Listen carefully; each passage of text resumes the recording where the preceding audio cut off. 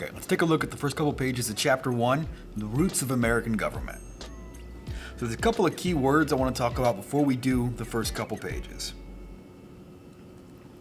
The first word is government, and that's what this class is about. Government is the control or organization of a country and its people. So it's basically how a country sets up its rules and laws. There's Constitution, which is a written set of laws, and it's basically like the rule book for the government.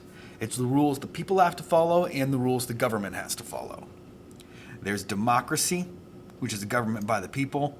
Republic, which is a little bit different than a democracy, and we'll talk about that more in a couple days.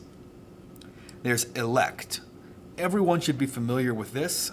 It's an important way of choosing leaders. And we have dictator. It's a person who has complete power to rule over others.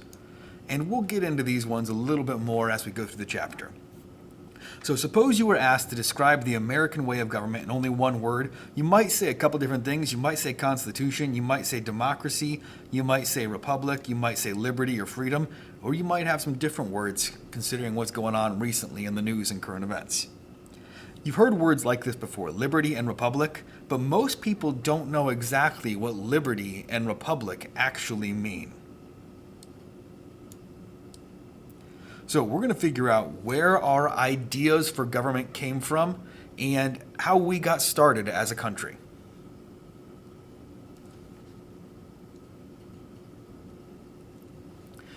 Democracy started over 2,000 years ago, and it's been changed and evolved time after time, and has been through many different versions.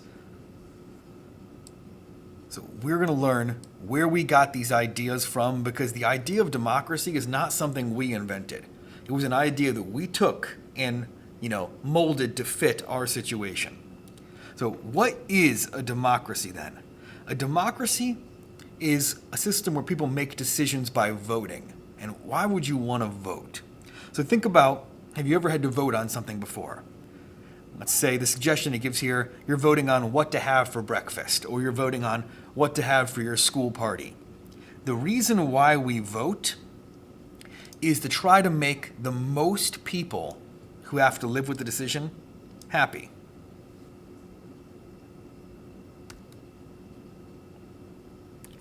Having a vote means having the power to choose. So think about in a presidential election. You have the power to vote for the person who you think would do a good job. Let's say you voted for someone and after a couple years you realize they're not doing a good job. What power do you have as a citizen? The main thing you can do is you can vote again, and you can vote against that person or vote for someone else to try to give them a chance. Democracy means government by the people. So in a democracy, the people have the power to choose. We choose our leaders. We elect them into authority. So democracy as we know it, started in ancient Greece. They were the first country that we're aware of to practice a democracy. And it started more than 2,500 years ago there.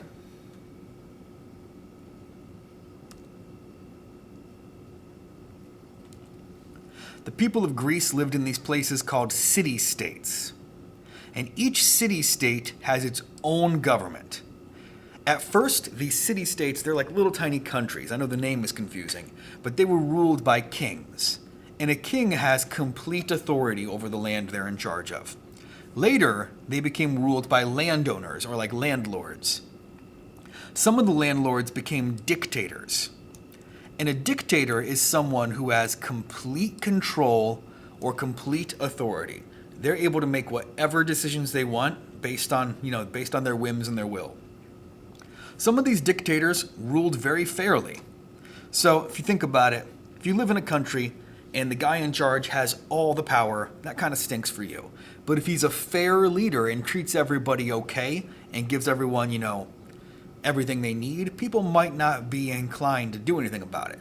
But if this dictator is a jerk and has complete power and abuses his power, people are going to want to do something to change it. So what they did is they removed the dictators from power. And that's basically a polite way of saying they killed them or got rid of them. So when they got rid of the dictators, they had to come up with a new system of government. So what they decided to do was, instead of letting one person have all the authority, they were going to let the people have the authority to vote and elect people. In Greece, every adult male could vote. So it's not the same as America today, where every adult over 18 is allowed to vote. In ancient Greece, it was only adult men. Women couldn't vote, young men couldn't vote, and slaves had no vote.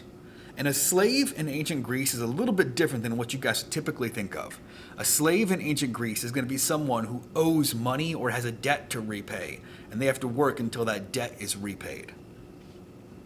Some of the Greek ideas are used in our American government today. We saw some things that they did that we liked, and we stole those ideas. Now, we saw some things they did that we didn't like, and we've changed or removed those practices. At first, in ancient Greece, the city-states were all small. So it's easy to run something that's small. Think about being in a classroom. If I have a classroom with 5 kids in it, it's going to be pretty easy to get work done, to do a whole bunch of different activities, and it's going to be easy to change plans if we need to.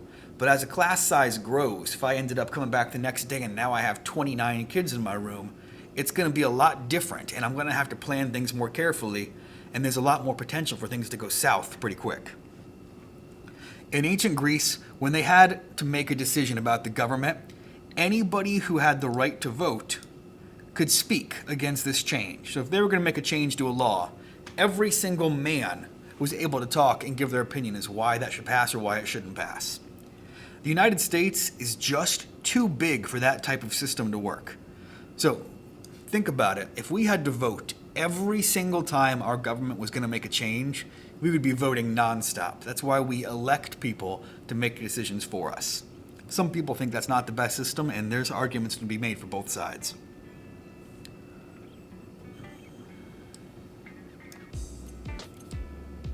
Okay, guys, I'm going to keep the first day's lesson pretty short.